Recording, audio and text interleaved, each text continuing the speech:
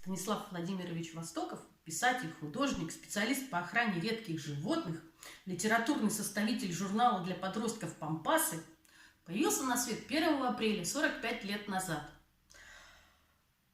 Писателем он, правда, стал не сразу, и день рождения свой отмечает один, потому что все уверены, что это шутка такая, и на день рождения к нему не приходят.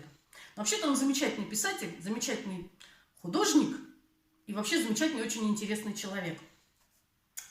Про его жизнь, кстати, можно написать отдельную книжку, очень даже приключенческую, потому что он работал в зоопарке, спасал животных в далекой стране Камбоджи, а сейчас живет в Москве. Ну и пишет чудесные книжки для детей и взрослых разного возраста. И стихи. И их очень любят библиотекари. Очень любят. И всем очень. рекомендуют. Да, однозначно.